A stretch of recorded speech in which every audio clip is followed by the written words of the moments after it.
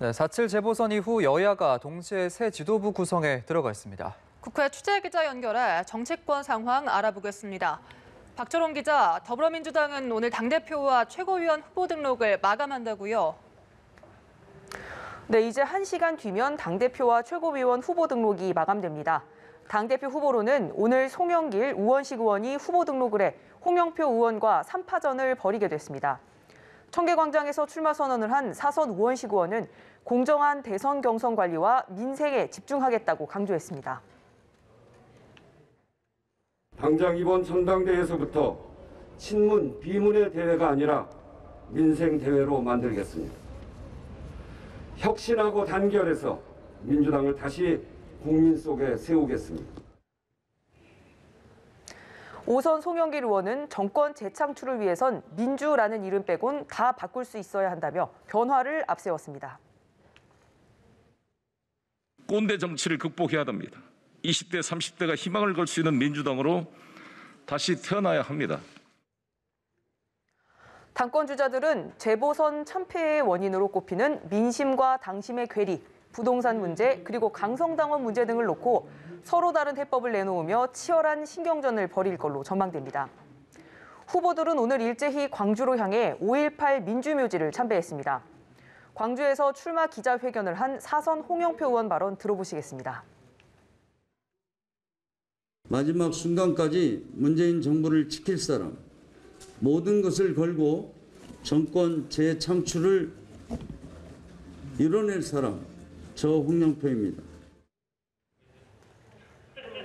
윤호중, 박완주 의원 양자 대결인 원내대표는 내일 선출합니다. 친문과 비주류의 대결로 주목받고 있는데요.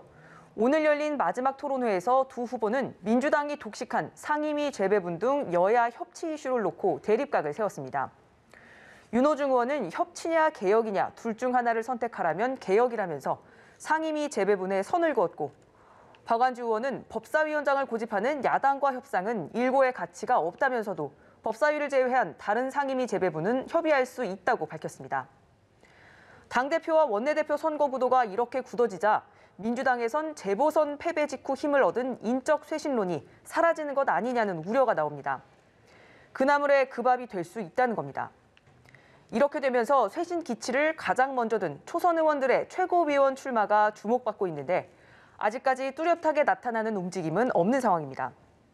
현재까지 재선 강병원, 서삼석, 백혜련 의원과 초선 김영배 의원이 출마를 공식화했습니다. 3선 전해숙 의원도 후보 등록을 할 예정입니다. 네, 한편 국민의힘에선 국민의당과 합당 후에 지도부를 선출하느냐 아니면 지도부를 먼저 선출하느냐를 놓고 논의가 이어지고 있다고 하죠. 네, 그렇습니다. 민주당과 마찬가지로 차기 지도부 선출 과제를 안고 있는 국민의힘은 원내대표 경선과 전당대회 일정을 아직까지 정하지 못하고 있습니다. 안철수 대표가 이끄는 국민의당과 합당은 기약이 없으니 새 지도부부터 뽑자는 의견과 합당부터 서둘러야 한다는 의견이 당내에서 맞부딪히기 때문입니다. 그런데 오늘 주호영 대표 권한대행이 합당 문제를 마무리한 뒤 전당대회를 열자는 의견이 많다고 밝혀서 주목됐습니다. 비대위원들이 이에 맞서 주호영 권한대행 주도로 논의되는 야권 통합을 비판하면서 국민의힘이 자중질환에 빠지는 모습을 보였습니다. 오늘 회의에서 비대위원들은 주 권한대행이 당권을 거머쥐기 위해서 통합을 지렛대로 삼는 것 아니냐고 의심하면서 당대표에 출마할지 말지 거취 결정을 촉구한 걸로 전해졌습니다. 하태경 의원도 SNS에 글을 올려 통합은 물러가는 원내대표가 아니라 새로운 지도부가 할 일이라면서 주 대표의 조기 퇴진을 요구했습니다. 지금까지 국회에서 전해드렸습니다.